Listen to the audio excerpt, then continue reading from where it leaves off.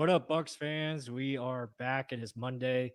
This is Real Bucs Talk coming to you live. And I'm Michael Plus, joined as always, Mark Ramirez. Mark, it is another Monday. We are getting closer to the release of the 2021 NFL schedule. I know we're all excited about that. We got rookie mini camp coming up. So, a lot of things to discuss. I know you're ready. Absolutely. I mean, it's never an off season when it's Buccaneer football, especially when you're Super Bowl champs. Hope you guys like the new background we got up there. I don't know if we are happy enough to be Buccaneer fans that are Super Bowl champs, but we are. Just proving it there. But yeah, it's always good to talk Buccaneer football, to be honest. And the fact that the season's coming out, we get to see who we get to play, when we get to play them, when do we get to potentially face Jameis, when do we I don't know, just it's another exciting thing down the line. I mean, we just got through the draft. You've seen some of our player breakdowns, more to come. We're going to show a little secret into what we're going to do this week as well. Hope if you guys tuned in, get ready for that. And just, I don't know, just overall the dates that are coming up, rookie minicamp, OTAs, all this fun stuff. It's good to talk about. But where do you want to start first? Yeah, I mean, let's hit more on the schedule coming out. I mean, obviously the Buccaneers, they face the NFC South opponents, and then we go into AFC East this year, and we also have the NFC East. Plus, we also face the Indianapolis Colts. So, first time 17 game schedule. So, I mean, just your thoughts on that first. So, the 17 games. What do you think about that? I think Tom Brady's going to go for 17-0. That's what I think. I honestly think he really is trying to push for that.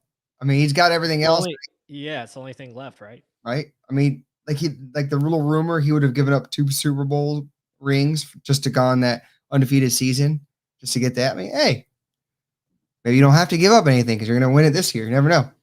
And that's not a cocky Buccaneer fan. That's just kind of him saying that's all that needs work. We got another super chat in the chat.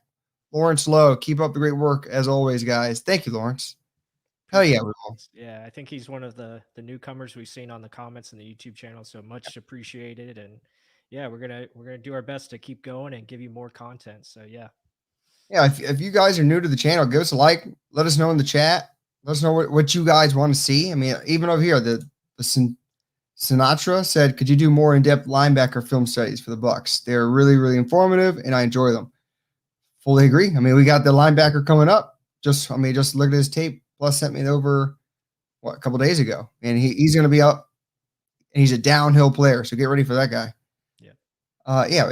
Guys, if you want anyone that's a Buccaneer right now or potentially draftable next year, let us know because that's going to be our bread and butter moving forward.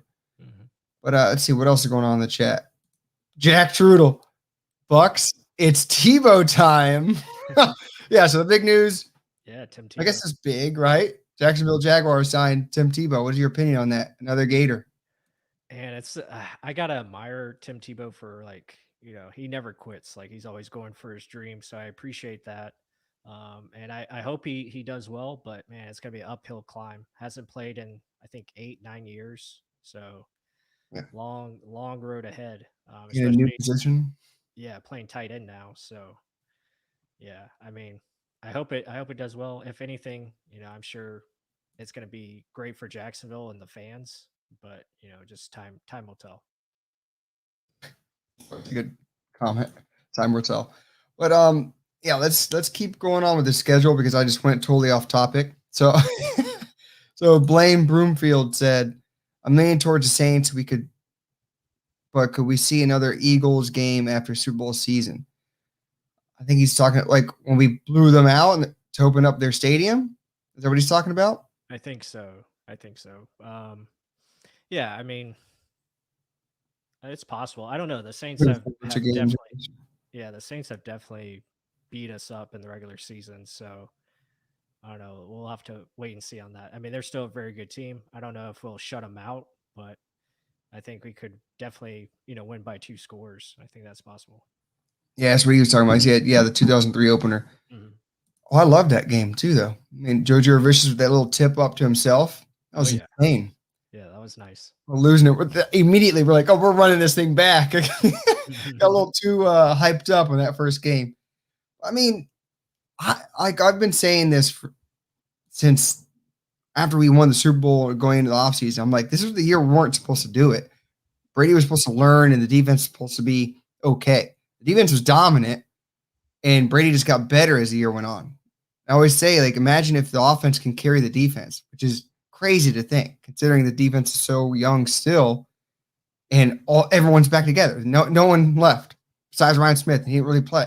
So it's crazy. It's just crazy. So I mean, I really think they have a good shot at making a run. 17-0. I highly doubt that's possible. I'm just blowing smoke at everyone because that happens. They're incredible. They deserve to win. But Yeah, a lot of things have to go right. I mean, we saw the Patriots, do it back in that was 2007, but they lost the Super Bowl. But I mean, everything went right that year for them. They were healthy. They had Randy Moss, etc. Tom Brady was outstanding. So a lot of things have to go right for perfect season. I mean, that's why it's only happened once, with Miami Dolphins. again, test Tom Brady and see what happens. I mean, we've learned it. So here, outside leverage live stream, old Robert Green over here says Tony Dungy says he thinks it's Buffalo versus Bucks makes the most sense. Super Bowl level game right off the top. Yeah. Well, I mean, that is a really good Super Bowl level type of game, but usually isn't it like a rivalry or some big hype game to really get you involved? That's why, like, I think that Saints game would be good, especially if Jameis is the starter. Mm-hmm. I mean, that is one hell of a game if it's Buffalo versus Bucks. What's your take? No, I agree with that. I think Buffalo. I'm gonna move this that way. It's bothering me. There you go. There you go. A little bit better. So, now it's personal. Yeah. So yeah, I agree. I think Buffalo. I think Buffalo would be a great game. Again, Josh Allen. He's an up and coming quarterback against Tom Brady. I think that'd be a great matchup. They got a good team. They got a really good team. They built the defense even more in the draft. Yeah, they got a scary, ready Super Bowl level defense. I think it's just more continuity and offense. Stephon Diggs is lighting it up all last year. So I'll say one more. Only 3 games against division rivals in the kickoff game. Yeah, there you go. Yeah, those already been. I mean, nothing's been out yet, so we'll see. Could it be again Saints versus Bucks opener? I think it'll be a different story this time. Yeah, being honest on that one. Oh, but so Blaine's asking about different guys like Jordan Whitehead, Jamel Dean. Mm-hmm. Those are going to be coming out now. So after we're done with all the rookies coming out of their film studies since they're most recent, then we'll start pushing out all the actual individual player highlights from 2020 season. Mm-hmm. So, yeah, there's a lot of stuff to go. There's still a whole off season still, and the Bucks aren't really going to sign that many guys, so there's plenty of time for us to push out some more Buccaneer content. Yeah, definitely. Yeah, I think the roster is pretty much almost set. I mean, I think they're at like 85, 86 guys. I don't think they're going to add many more people, so should be good. Absolutely. Let's see. Jeff Goodrich said, "Who in the secondary gets a second contract besides CD3?" In your opinion, that's a good question. I think Carlton, obviously deserves one, but I mean, most recent guys that are coming up. I mean, do they re-sign Jordan Whitehead? That's a question remain to be seen. Sean Murphy Bunting, Mike Edwards, guys like that, Jamel Dean. Yeah, I mean, it's just time will tell. Hopefully they can bring back a couple of those guys. Again, you can't keep them all. I think that's why you continue to draft, secondary every year, because you got to keep replacing people that are going to get bigger contracts. Yeah, I don't think I love the dude. I just don't think Whitehead's going to get re-signed. I think he has limitations with his size, the way he plays, and just the fact that we have Mike Edwards coming up behind him. Like, him and Winfield are just a better tandem to me. I just see him as oddball out. I mean, that's just me. Even though I love him as a player, I just think Edwards' ceiling is just that much higher. And Winfield can just do it all. We've all seen that. That's why I kind of mentioned him as who is going to break out next year. I think he's going to be a whole other level now. And then SMB and Jamel Dean, that's a tough one. I Yeah. mean, SMB fans hate him. There's stretches where like take him out, cut him, Mhm. cut him. They've said Yeah. terrible. And then you see what he did in the playoffs, and you're like, oh, well, that guy should have been starting all along. Yeah, come on. I think they can move him around so much. He can play outside, but they put him inside because he can't do it. He's played out like deep safeties, drop back far. So right now, a lot of people may say Jamel Dean. They're thinking more SMB just because of Mm. how multiple he is and how he Right. can play everywhere. And if you made him play outside permanently, I guarantee he'd do well too. Just Mhm. Jamel Dean's solid on the outside. Yeah. I mean, the good news is you don't have to worry about it right now. I mean, got these guys for at least a couple more years, and you know, just have to see how it plays out. Again, it's just going to depend on numbers games, and they have this plan where contracts are going to be coming up, so that frees up money, and maybe you can use it for other resources. But getting back to the schedule, I see in the chat, a lot of people are saying Buffalo, and I think that could be a very well possibility. But you got a lot of good games on this schedule this year for Tampa. Obviously, facing NFC East, with the Cowboys, the Eagles, Redskins, we played in the playoffs last year. So a lot of good games. Giants was a close one last year. And you have the Bears as well, which is awesome because I know the Bucks want some revenge there. So yeah, a lot of good matchups. And Patriots game is going to be fun.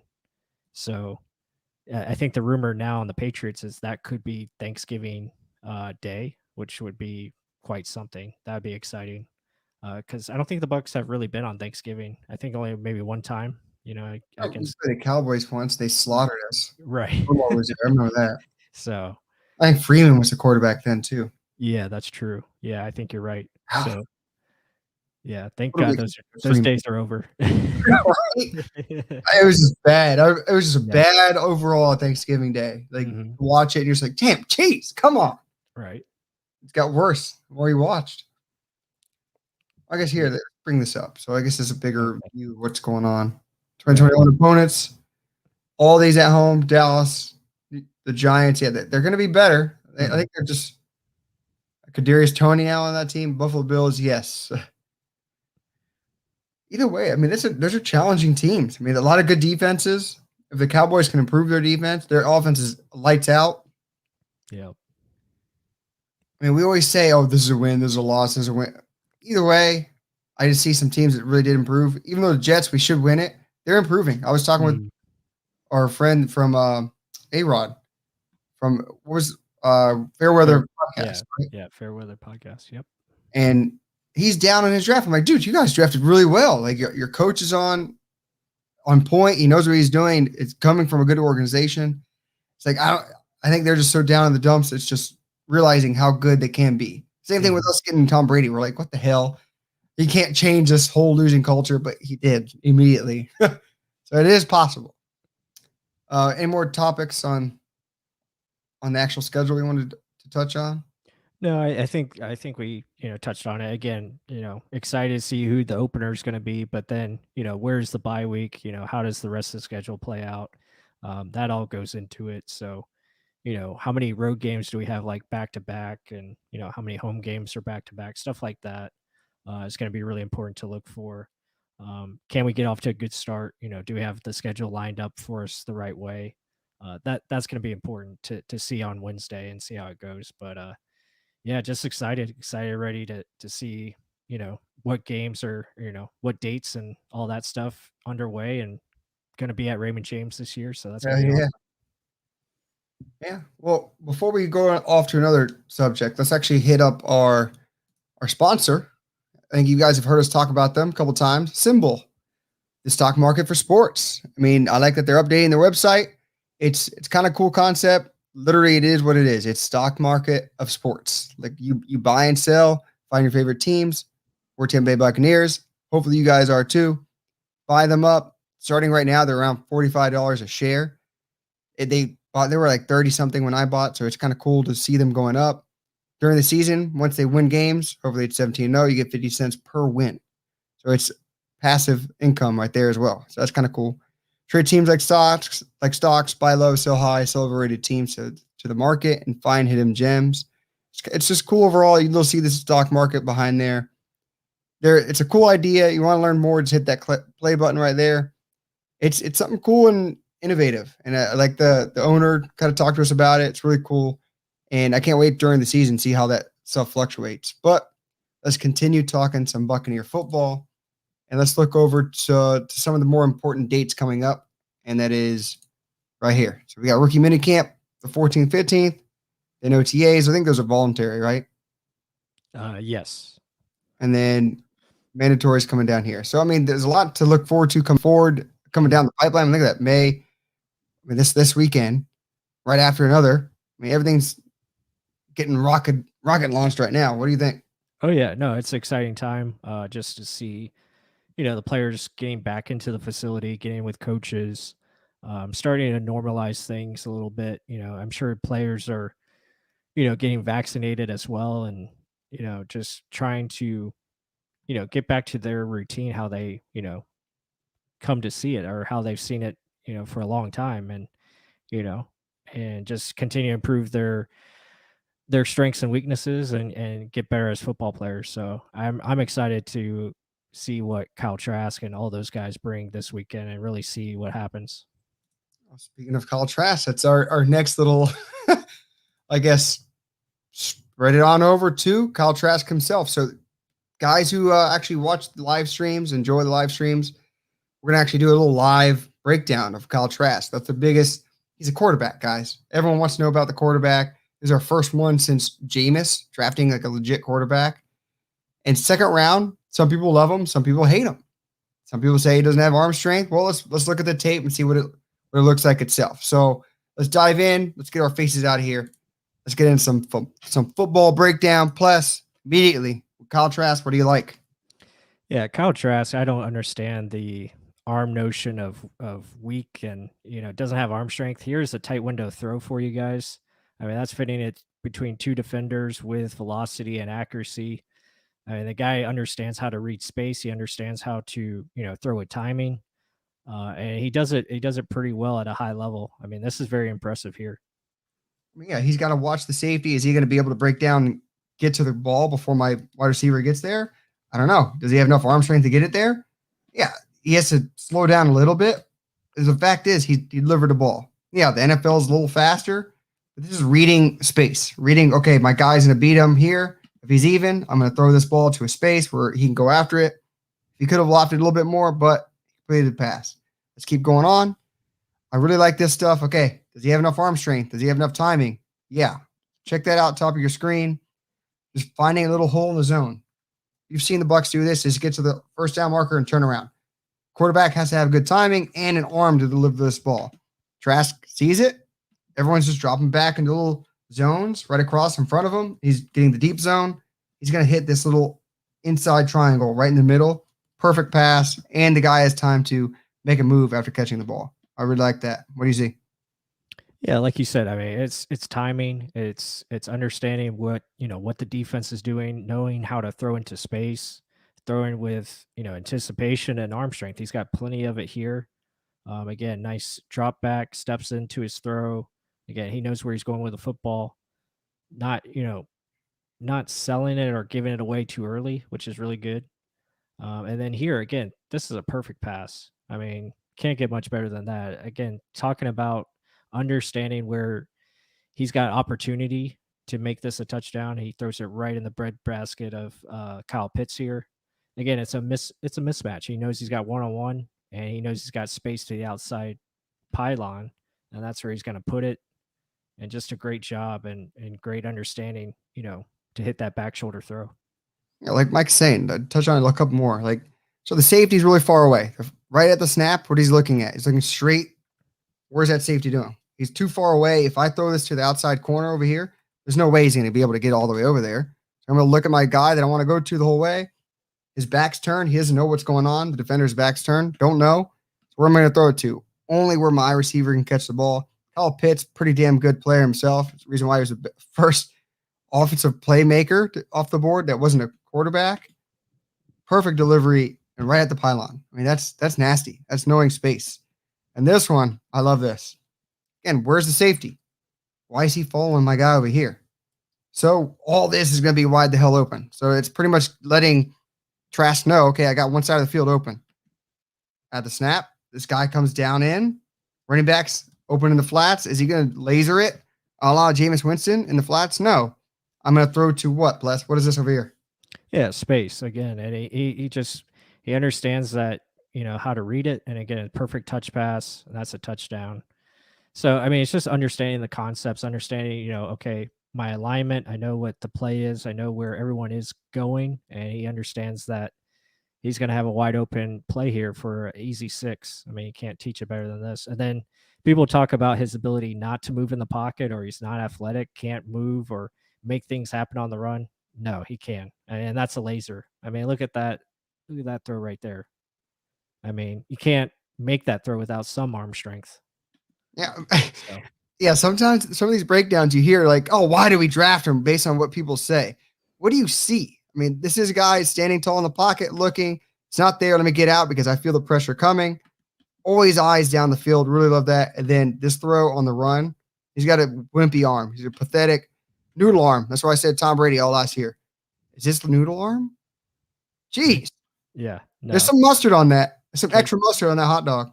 Can't get much better than that. I mean, that's, again, this guy, again, he's not a finished product, and that's the beauty of it. Like, he put up 43 touchdowns and only 8 interceptions, like Rick H shows here or says. Yeah, he's going to be fine. And again, that was in limited starts. He didn't have a lot of playing time, not a lot of experience. Dude is going to continue to improve, and I think this is just the beginning of what he's capable of. Improve his mechanics, and again, a lot of his throwing mechanics is with just arm. It's not, throwing with his body or not throwing with a good base. And if he learns that, he's going to get more arm strength, along with his accuracy should improve because it's better footwork, better, understanding how to drive the football. That's going to make him a much better player. Absolutely. Like, you touched on it. Like, a lot of the mechanics, people were saying, oh, he's throwing his arm too low. I mean, there's a lot of touchy things. I'm like, dude, is he delivering the ball? Is he 70-something% on the season? That's pretty damn good. I mean, what are you poking at? Like, literally see what he's doing on the field. Is he reading the ball correctly? Is he throwing it to right spots? Is he making mistake after mistake, or is he consistently making the right read? I mean, yes, he's slower. Okay, I'm not going to knock you on that. Does he not have a cannon like Patrick Mahomes? Not many do. But does he make the correct reads a lot more than others? I think so. And I think if you give him more time to sit the bench, sit him into a perfect scheme that is very much fitting to what he does best, throwing the ball down the field to space, reading the deep zones, he did that really well. I mean, I think it's a good scheme fit. I'm not saying he's Brady. I'm not saying he's the next up and coming. Right.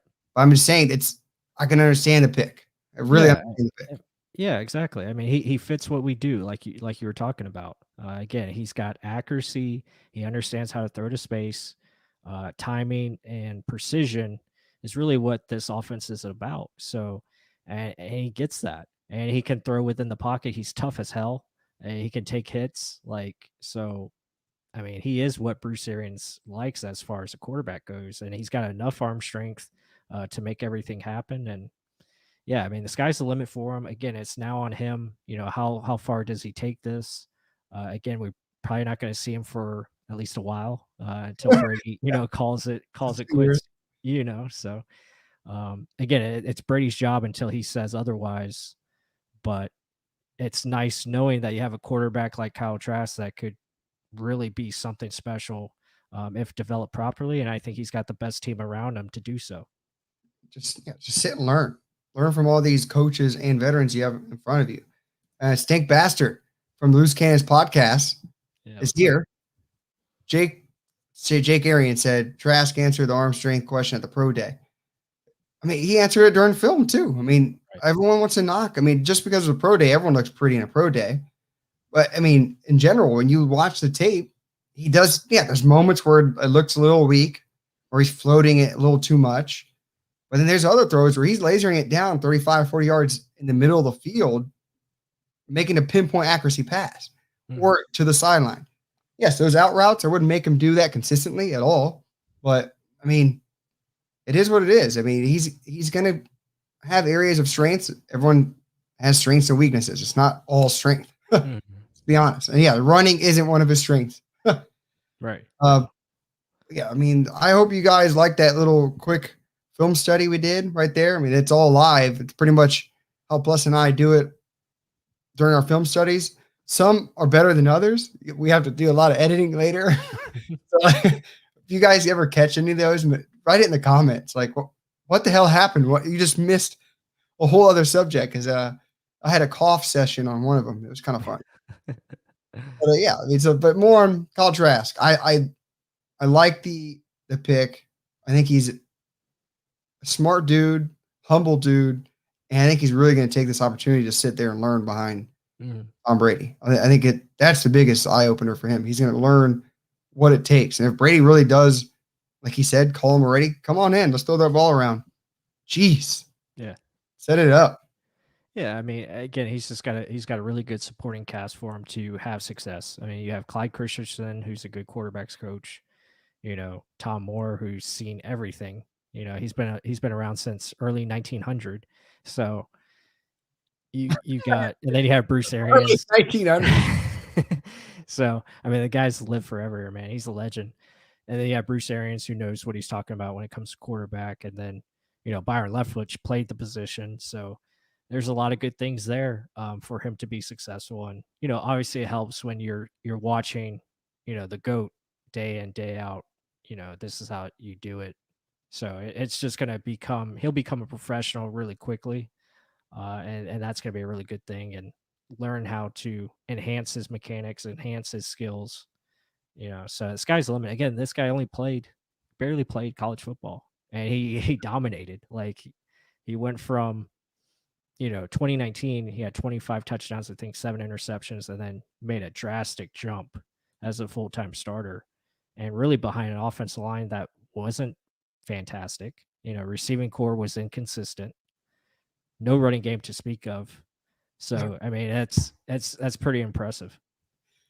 Yeah, so just how adamant, none at all to speak of. None. Like And- seriously, and you guys know. I mean, guys in the chat, you guys know we're Gator fans. I watched every Gator game, and they could not run the football. I mean, they ran the ball with Kyle Trask at times, and I'm like, you're gonna get the guy hurt. I'm like, Yeah. why are you doing that? So, I mean, Emory Jones was really their running game. They bring him in as the backup quarterback and run the ball, but that was about it. And so really, it was Kyle Trask, and then they had no defense, to Oh, back that's him up. terrible. Yeah, if they had a defense last year, Gators go undefeated, and they might win a championship. So, I mean, I so yeah, think just Alabama's team was pretty damn disgusting. Well, then again, they were competitive the whole damn game against yeah, Alabama. they were right You're there. right. I You're mean, right. they couldn't stop Najee Harris, Yeah. but no one could. I mean, that guy's Yeah. he should have won the Heisman in my opinion. But Devontae Smith is damn good too. Blaine, again, the kid spreads the ball around, coming from a Gator fan who's seen all of his games. His accuracy is real. Yeah, Coming from a team that saw the most inaccuracy and bad, poor decisions, I'll take that any day of the week. And I was talking about Brady at all, guys. I hope you guys know what we're talking about. yeah, Let's keep going on. Let's see. A week ago, we had one quarterback. Today, we have 3 very good quarterbacks, QBs +1. yeah. I don't know if all 3 are very good. But yeah, speaking of that, touching on it, we got this boy back officially, right? And Gabbert. Gabbert is back. So what does he mean for the QB room, Plus? Well, I think it's going to be a competition between him and Ryan Griffin. And, obviously, I think Ryan Griffin's going to be the odd man out. And you'll see Blaine Gabbert as the backup, and, Kyle Trask will, carry the clipboard for this year. But, yeah, I mean, it's pretty much just Blaine's going to be your backup like he was last year. Yeah, and just helping develop even more. Like, I mean, he's pretty much a coach on the sideline as well. I mean, how many times do you see Tom Brady going up to him asking questions? Right. Oh, here's a good one. I make music says, am I the only one who thinks Kyle Trask is not good when I watch his games? I see the receivers bail him out often. I think Dan Mullen made him better than he really was. Hmm. Can I take that one first? Yeah, go ahead. All right. So, I mean, when you're looking at him, like, I don't know if you saw some of our throws that we showed just earlier. I mean, it's spot placement. Where is he placing the ball? Is he just throwing it, hoping to God that Kyle Pitts jumped up out of nowhere and got it? Or did he place it in a place where only Kyle Pitts can get it? Yes, there are times where Kyle Pitts is insane and he can just make something out of nothing. But a lot of the times, there were perfectly placed throws, like dropped in into a breadbasket throw, or a jump ball where only his dude can get it, or back shoulder fades where it's a timing thing where his receiver's looking back, the secondary player isn't, and he's throwing to a spot where only he can know to get it. So a lot of it's reading the defense, knowing, okay, if I have a one-on-one, I'm going to throw it here. I mean, flat out. I mean, I know my guy's going to win before the other guy. That's having a trust in your players. And you have to have that. And it's not like he's just throwing it to an errant area. He's actually thinking where to make this to better benefit my team, not put myself in a position to fail. I saw that more than often than not of him just throwing into triple coverage, put it that way. No, I did see it at times. What's your take? Yeah, no, I agree with what you said. And it's yeah, I mean, he wasn't perfect. Again, he had times where he would make some bad decisions or force some throws, or sometimes, like you said, the ball was just too much touch, or Yeah. not, not on a line like it should have been, or there was situations where he was throwing an out route and could have been intercepted, or there was mix-ups with his receiving cores that led to Oh, yeah. pick six opportunities. So yeah, not perfect. At times he does hold on to the football too long inside the pocket, and he takes some sacks that he could have got rid of it, or so again, not a perfect prospect. We're not saying that at all. But when you look at his strengths, his accuracy, his decision making for the most part, and his ability to find space and hit it with anticipation, it's very impressive. And I mean, like I said earlier, you don't do 43 touchdowns and 8 interceptions in the SEC and you're not a good prospect. So I mean, he's got all the tools you want. You look at the Gators offense and you talk about Dan Mullen and how they schemed certain plays, and yeah, there was times where guys were open, but when you look at it, a lot of these guys weren't wide open like you see against like Alabama does, where their guys just get wide open. It's not like that. I mean, he was throwing high contested throws most of the time. And he, PFF, I think, said he had like over 40 big time throws. So that means like really impressive NFL level throws where he's, beating two defenders, or, fitting it into a window. So yeah, I think he's going to be just fine. It's funny, like some of the YouTube, I guess, analysis people. I mean, there's a lot of back and forth with Kyle Trask. Some people think he's terrible. Some people think he sucks. Like literally had said verbally, he sucks. And then you got PFF. They like the pick. They think it's a really good fit. They like the scheme. They like everything. I'm leaning more towards you guys. I mean, it seems like you guys watch the tape. Obviously, they always do because that's where they get all their numbers from. And then you have some other guys that just say he flat out sucks. I'm like, how do you throw 43 touchdowns to 8 interceptions in the SEC? Yeah. Win the SEC East, but you suck. You suck ass. I just don't. Some of that doesn't make sense. And then some say like career backup, possibly. And then the comparison is, oh, he's at best Nick Foles. My thing is, okay, Nick Foles won a Super Bowl by executing perfectly. Yes, he's big, slower in the pocket, but he's functional enough where he can deliver plays. To me, it's more, yeah, he has weapons now if Kyle Trask were to come in. But it's how does he use them? Okay, so it's not when you keep going from team to team to team, it's harder to get continuity. I think Trask is in a perfect situation where he can learn the team, learn the system. When he does come in, he can thrive. Like how we say Patrick Mahomes did, like Aaron Rodgers did. If you keep jumping from team to team, it doesn't matter. You have to learn a whole new playbook. That's why Tom Brady doing what he did is insane. Yeah. So I think he's just in a good situation. If Nick Foles stayed with a certain team consistently and it was the same system, he wins. Peyton Manning was slow, couldn't run. He had a great arm. He stayed in the same system his whole entire career, and he took that system to Denver. I mean, again, Tom Brady's insane. He learned BA's offense and won the Super Bowl the first year he did it. That's just crazy to me. But let's get some more things in the chat. What's going on? Barnes. Jake Arians also talked up David Mills on the Pewter podcast. It sounded like they were close to picking him over Trask, but we're unsure on his injury history. Is that true? Yeah, I don't know. That's it.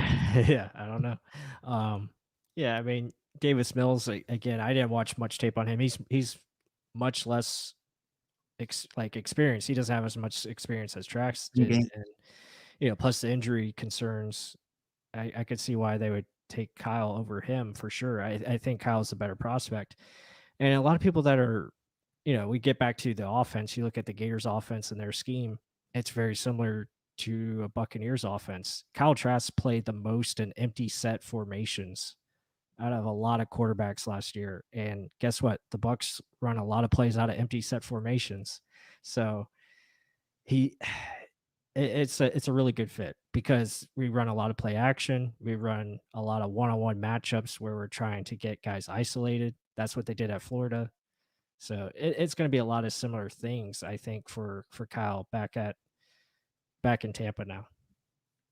Yeah, I mean, I guess we're going to be the oddball out because we're actually going to be defending Kyle Trask, even though his numbers kind of speak for himself there. Mm-hmm. It's a lot of people listen to other people instead of watching what's going on. That's what we try and bring with this channel. Is just show you what we see, not just speak shit in the air, right? So it's not, and we're not trying. I mean, we are hyping him up, but there's a reason we're hyping up Kyle Trask because we like what we saw on tape. Like the film backs it up. If you really dive in, I mean, Mark watched every game of Kyle Trask last year. I watched every game, and I'm telling you, the dude's good. And again, there's a long way to go, and yeah, a lot of things have to happen for him to have success. And he's got to put in the work. It's up to him. We're not saying he's going to be great right away, but he's got a very good opportunity to, like Mark said, thrive with this team. I mean, again, he is going to be probably our third string quarterback. So we're just talking about who we just drafted. Let you guys know who it is. Is he going to be a career backup? No one knows. I mean, people are saying that right now, like it's a set in stone kind of thing. I'm just saying, if he had the opportunity, especially if he learns for 2 years, I think the Bucs are happy they got a guy like this, fits a scheme, and now they get to learn from the best. So I'm very happy with that. That Davis Mills stuff, stink kind of over here. He said, confirmed the Bucs like Davis Mills would have taken him if Trask didn't fall. I mean, again, he kind of fit the scheme as well. A lot of down the field, hitting the seams, but he made a lot of like Jameis Winston throws, like throwing into areas where I was like, "What are you doing? Yeah, don't do it, bloodbath." Yeah, and that goes to the inexperience. I mean, he only played a few games in college, so that's probably why he had the inconsistencies of decision making. And that's the thing why we love Kyle Trask, because he improved that decision making going forward. And a huge jump. I mean, maybe Davis Mills makes that, but then again, you're making the jump from college to NFL. Yeah, big difference. You didn't really master college just yet, so I don't know. All right, and I just not to mention Kyle Trask's storyline, how humble he is, how he's I can sit and learn, and I will prepare like I'm the starter every damn day. I love that. I have that mentality. I think he good fit all around. The whole draft class has that right mentality. Right. I'll be honest about that. Let's keep going. Talking about Stank's newfound virginity. Hey, he made a great sacrifice. If that got a Super Bowl, do it again. Run it back. Mm-hmm. It'll hurt, I know, but let's see. That's why I don't understand. It's what other comments are. Oh yeah, because some other people. I personally liked Mon. So did we though. Yeah, Both have a top 5. Trask easily over Mills for me, but Mon's arm, athleticism, and upside is intriguing. Barnes, fully agree. Plus, take it away. Yeah, I mean, Kellen Mond is he was an interesting prospect because again he had the experience. He was a 4-year starter. He did a lot of good things at Texas A&M. Played in a pro style offense, but I think just looking at the fits and looking at Kyle Trask again, he had a little bit more consistency with his accuracy. I think that's what put him over the edge. Again, Kellen Mond was just a little bit sometimes too erratic with his accuracy and sometimes overthrew people or, made some bad decisions. So I think that's where Trask had the edge. Yeah, and then look at what we do in this offense. I mean, they never asked Jameis to run. Jameis would just run because no one was open. And he just wanted to run. Brady never runs. They're not going to ask, even if they did take Mond. It's like everyone wants this new athletic mold of a quarterback. Like, oh, the pocket quarterback's dead. I'm like, what the hell are you talking about? Every quarterback that is playing in the game is throwing from the pocket. You run when shit breaks down, and that's the only other option you have. Okay, yeah, Trask may not be the best at it. He's not Russell Wilson. He's not Kyler Murray. He doesn't need to be. Why force him to be something that supposedly the narrative of the league is going towards? You're going to win from the pocket. There's a scheme. There's a play designed for a reason. Everything's based off timing. When the timing messes up, okay, find a way out. Or in Tom Brady's case, and eventually Trask, throw the ball away. Live to play another day because that play failed. So there's also second down and third down to make up for that. Let's think of it that way. Chess pieces, not just we got to get a touchdown or run like Michael Vick on every damn play. Just don't get. I think it's just the I want the most now mentality that literally everyone has right now. But I mean, we're big fans of Mond. He was a pocket quarterback. He didn't really want to run much. He was more of a throw it from inside the pocket. Had a laser. Yeah. A lot of stuff I love from Mond. Right. Well, I mean, it is what it is. Now we got Kyle Trask. That's why we're looking him up. I'll be honest, I didn't look as much at Kyle Trask as I did Mond. That's why, again, you fall in love with players, and you get emotional. Oh, we should have taken that guy. If I didn't look up Mond as much as I did, I wouldn't have known how good of a player he really was. Right. I know I watched the games, but still, you look at it even more in detail with those angles. It's crazy. Rant done. Yeah, and that's the same thing with move on from Kyle Trask, but that's the same thing we looking at these other prospects that we drafted. You look at Robert Hainsey, check out our film studies, guys. We got Joe Tryon, Robert Hainsey, and Jalen Darden up so far. But I mean, you look at those guys like, Hainsey, really surprising as far as just his overall technique and his ability to, really win at the point of attack for the most part. You look at Jalen Darden. I didn't think he was that quick. I knew he was shifty, but when you really watch him on tape, his ability to, now you talk about attacking space. All that guy does is attack space. So, and then, moving forward to our 5th round pick in KJ Britt, I only watched one game of him against Oregon because that's all I had. But watching him, I mean, dude's smart. Like, he knows how to call out defense or call out the offense. Like, he understands how to get his defense lined up and in the right spots. And then he's a thumper. He will hit you like no tomorrow. Like, he just lays the wood, and he knows how to get down sideline to sideline, knows how to read the holes as far as, the run game. Pass coverage, he's okay. Again, not the best, but he's okay. And he can really make open field tackles. So that's really impressive. They're not going to ask him to drop back, let's be honest. No. And he can blitz. I mean, he's kind of like, he's like Devin White a little bit, just not as athletic. I know. Devin White. Devin White's special. Yeah, I think Kevin Minter's a good comp. I think he's maybe a little bit, thicker Minter, if you want to say that. What's that again? Thicker. He's a thicker Minter. That's what he is. Minter. Yeah. Okay. Yeah. Damn, that's descriptive. But yeah, I wanted to touch more on Jalen Darden. I want to know, guys in the chat, what do you think? How is he going to fit? Where do you see him fitting? Do you think he's going to win that special teams job? Do you think he's going to be a kind of a gadget type guy where it's just bring him in a couple plays? Kind of like how the Saints use, what's that little shifty guy they got? I always forget his name. He has like 3 names, right? Who are we talking about? 6'5", 6'7" guy on the Saints. The return man. When he gets the ball. That's Harris, I believe. Last name Harris. Yeah, he's a little short guy. I mean, kind of like I think early on where Darden needs to be used. once or twice, if that.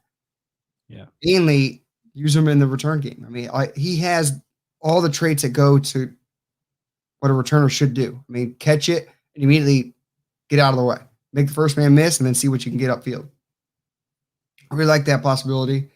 And then Robert Hainsey, I can totally see the move inside. Yeah. He does need to put more effort into gaining a little bit more weight, especially if he's going inside. Because yeah, you saw the difference between Aaron Banks and what Hainsey looked like. So, but if you're a technician, all you got to do is worry about putting on some weight. I'll take it. I'll take 100%. Yes, Stank in there said return specialist, wide receiver number 6. So I think every fan favorite, Justin Watson, will be off the team. Yeah. Yeah. Yeah, I mean, it's pretty much a lock at receiver right now. You got your first 5 and, Mike Evans, Chris Godwin, Antonio Brown, Scotty Miller, Tyler Johnson. Those guys are locked. They're not going anywhere. And then Jalen Darden, battling for that 6th spot, which, right now he's got the edge because of the, the 4th round status, going up against Jaden Mickens, Justin Watson, guys like that. So, I mean, maybe they keep 7 receivers, but I don't see that as a possibility. No, there's no point. Yeah. Unless special teams, yeah, you got a returner, but who's going to be the gunner? Is it going to be this corner they just drafted? Like, you don't know. I mean, that's what he looks like. Yeah, Chris Big Wilcox ball, out of BYU. right? Yeah, he's going to be an interesting film study again. I'm not sure how much he actually played at corner. So I wish that we could see special teams work, but again, they don't really show that on the all 22. So, we'll have to see what he can do as far as on the field, but he's got the size, the length, the speed that they want as far as corners. But he's got an uphill climb because he's going to have to beat out like Herb Miller, who they're really high on, and a couple other guys that they brought in. So, and they just added, linebackers, corners, and safeties to this team, for special teams use, veteran guys like Raven Green and, Joe Jones. And I think they added another corner. I forget his name. I think it's Brooks is the last name. So a lot of competition. They're wheeling and dealing. Yeah. It's going to be hard to make the roster. I mean, Blaine over here saying Justin Watson was running first team with Brady at the beginning of 2020. I think it was just more practice reps. Keep Watson, when he was on the field, he didn't produce much. Yeah, bad things happen. But yeah, a lot of bad things happen. Pick 6 has happened. Mm-hmm. I mean, so, yeah, look at this. Arms, yeah, both Brady's pick 6s were on throws to Justin Watson because of Watt's route running is poor. It is, yeah, he rounds out his out routes. So, yeah, some of those, one of them Brady just telegraphed. That was his fault. But, yeah, the coach is always going to have the quarterback's back. But then again, early in the season, there was back and forth. Oh, I can't believe he's blaming Brady. So, yeah, I mean, we'll see. Well, I think if you trade up for Darden, you value him that high. And if Watson's the odd man out, he's odd man out. You can't. You've tried it already. What, 4 years now? Enough is enough, I think. I mean, right. You have value in one other guy. You can't. I think 7 would be insane to keep. Yeah, I think Watson will be a cut again. Give him an opportunity on a different team where maybe. Yeah, I'm excited too for preseason, but yeah, give Watson and these other guys, opportunities elsewhere where they might be, a more impactful player because they're higher on the depth chart. It's a numbers game. But yeah, I can't wait to see it in preseason. It's going to be a lot of fun to see how it all shapes out. Yeah, I don't think this is true. It'd be hilarious if it was. Brady moved Jalen Darden into his house this weekend. Yeah, maybe. I'm assuming that's the joke of like Antonio Brown, moving Antonio Brown in there. Because, I mean, this is actually a good point. Blaine said, I see Darden, how Antonio Brown was when he was a rookie with the Steelers, a kick returner, punt returner, stuff like that. Hey, get him where you can fit in, right? Yeah, for sure. Wherever you can find spot on the field. Yeah, that's how he's going to have to make the team. He's got to win on special teams. And same goes with the last pick of the draft and Grant Stewart, the guy out of Houston. So he's going to have to be, like he's advertised, special teams demon out there just making havoc. Oh, is this already? So desk pop is it early? Is it Wednesday yet? Need to plan my road trips. Well, if someone in the chat knows, I think they know. Let's not give anything away if it is. But hey, we shall see. Mm-hmm. Yeah, but Blaine over here giving all the names, Raven Green and Nate Brooks. Thank you, Blaine, in the chat. Yep. Yeah, I mean, that's veterans, more competition. Iron sharpens iron. And it's already a deep team. Mm-hmm. I mean, there's going to be guys that you're like, holy crap, how did they not make the team? Well, here's your answer right there. Yeah, exactly. Yeah, there's going to be some cuts where we go, what? Yeah. It's going to happen, and that's the beauty of it. Having a deep roster like this, and just got to enjoy it. It's going to be a lot of fun. See how it all shapes out and plays, and hopefully stay healthy and have another great season, which I think we're going to, embrace and embark on this year. Here's another one from this is Danny. He said this year's Bucks team has more balanced talent on both sides of the ball, and the guys that step up when the lights are the brightest. Yeah, I mean, it's not even close. I mean, yeah, I mean, we all know that we won a Super Bowl with this roster already. I mean, they added to it through the draft. They didn't really need to, but they did. It's going to be tough either way. You got the X on your back. Everyone's coming for you. You're the Super Bowl champs. Everyone wants to dethrone the champ, right? So it's going to be hard regardless. I jokingly said 17-0. How awesome would that be? Yes, but it's just not good. I'd rather be a Super Bowl champ than go undefeated. Let's put it that way. Yeah, for sure. Agreed to have both, though. It would be nice, but bold. What do you think about this one? Joe Tryon yeah. will win Defensive Rookie of the Year. 12 sacks. What do you think about that?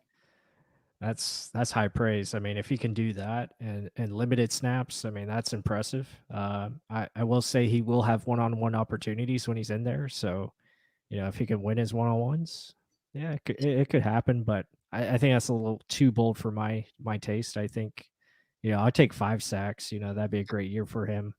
Just coming in off the bench and subbing in here and there and being part of a package. I think he, that'd be perfect production for him. I mean, if he has 12 sacks, I mean, someone got hurt. I don't want that to happen at all. I mean, Yeah. Stank said it here. Yeah, injuries are always a factor. If I don't want him getting 12 sacks. Give me 5, like you said, 5 to 6. I mean, that's when Noah Spence, his rookie year, had 5.5. Everyone thought he was going to be the next dude, Simeon Rice. Yeah. And 5.5, that was huge here. And now we're getting Shaq Barrett almost 20. We're getting JPP 10. Mm-hmm. I mean, it's awesome. Awesome time in Tampa Bay. And again, the defense is young, but they're getting better every year. Imagine if not Jack Barrett, saw Jack Strudel. If Devin White plays that last game, gets that 10th sack. Right. And that's cool. I mean, crazy how good this defense can be. Yeah, I think Devin White winning Defensive Player of the Year is probably more realistic than Rookie of the Year for Joe Tryon. Now, that's a bold take. Mm-hmm. Very much possible. I mean, if he gets another 10-sack season, if he improves his dropbacks, if he gets interceptions, yeah. If he continues that in the regular season next year, dear Lord. Mm-hmm. Yeah, it'll be a scary defense all around. I mean, he literally should win it if he improves in that area. I think the only thing stopping him is himself. That's it. Right. It's crazy. Top 5 pick. What? Top 5 pick. Yeah, it gets all the tackles. So, I mean, I could easily see it happening, especially with us being in the national spotlight. He can definitely get the recognition. And, yeah, if he fixes the coverage, I think he'll be more of a playmaker for sure. Well, time will tell, like you said. Yes, indeed. Here's a good point here. But go ahead. No, I'll read that. Oh, go ahead. Yeah, so Blaine talking about honestly, with Raheem Morris being the defense coordinator for the Rams and Stafford being in his first year, the Rams won't beat us. Yeah, the Rams were a tough game last year. That was unfortunate. We lost that one.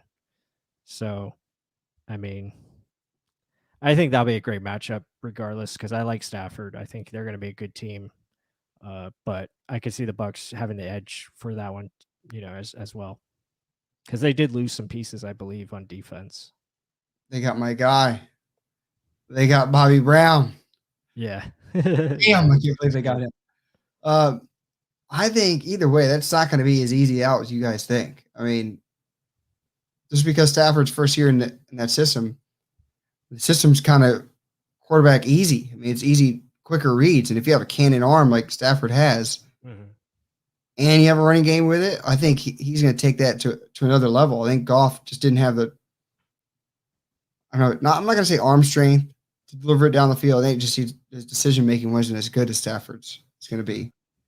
But, I mean, Raheem Morris being defensive coordinator is a good thing for them, not for Yeah. us, for them. I mean, he's a good coordinator. I think he There's a is, head yeah. coach He's a here. good coach. He was too young, I think. Yeah. His next opportunity will be something. I mean, I think that's going to be a tough game, regardless. It matters where it is, too. Mhm. OJ Howard coming back will make our offense unstoppable. What do you think, Plus? OJ, I mean, it's time for him to have a great year. He needs to stay healthy. I mean, that's his biggest problem. He just can't stay on the field. When he's on the field, he's pretty damn good. And with Tom there as his quarterback, I think they had a really good connection.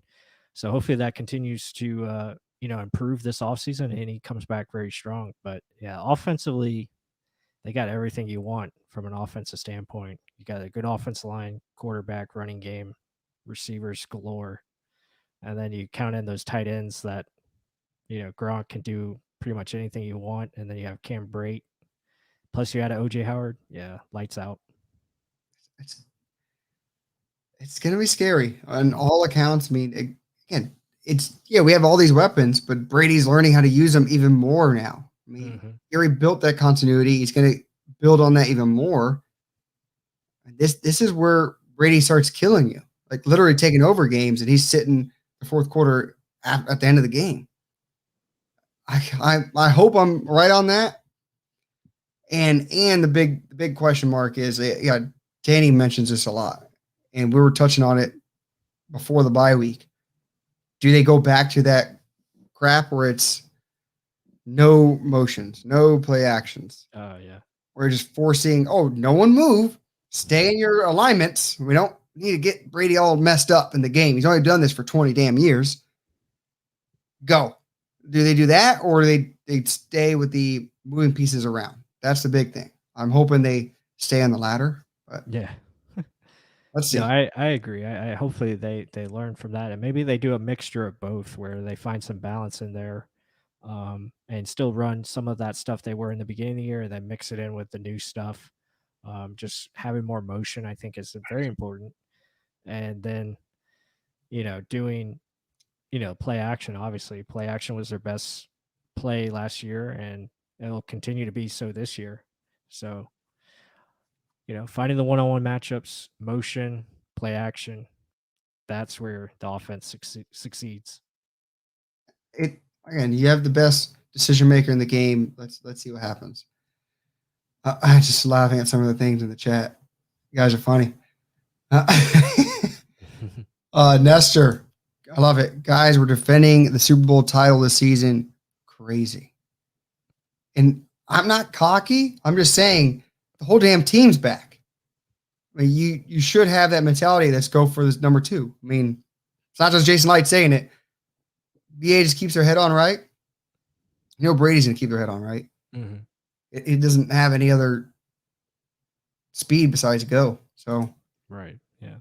uh, No, I agree. As long as they're focused and stay healthy, you got plenty of opportunities to, get back in there and get back to the big dance. And once you're in the dance, anything can happen. And but that's why you play the game, and that's why they had these games coming up, and got the schedule coming out later this week. So I'm very excited about that. yeah, I guess touch on where you're gonna be later in the week then. Yeah, I'll actually be on guest appearing on the Loose Cannons podcast. I'm sure a lot of you guys saw that. They have a big announcement coming out Wednesday. So I'm going to be a part of, being on their show and talking some football, breaking down the schedule. And then after that, I think we're going to be doing some film study work, and we'll get more film content out for you guys later in the week. So really excited just to continue to push the content out, and thank you all for who supported and watched the videos.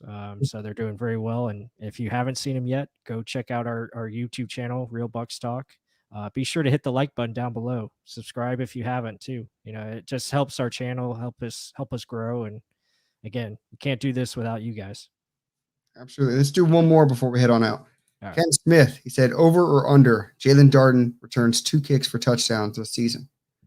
Oh man, I'll probably go under because the Bucs just haven't done that often. I mean, they've done it way back when Gruden was here for a little bit. They had a couple runs there, but yeah, I'll say definitely under. I mean, Clifton Smith type of shiftiness. Yeah, What was the name I was trying to think of during the damn film study? I couldn't remember it. right. Clifton Smith. I think he might get close, but I don't know if he gets a touchdown. I mean, does he just get it? I mean, you're talking. I would assume he wins both punt returner and kick returner. Mm-hmm.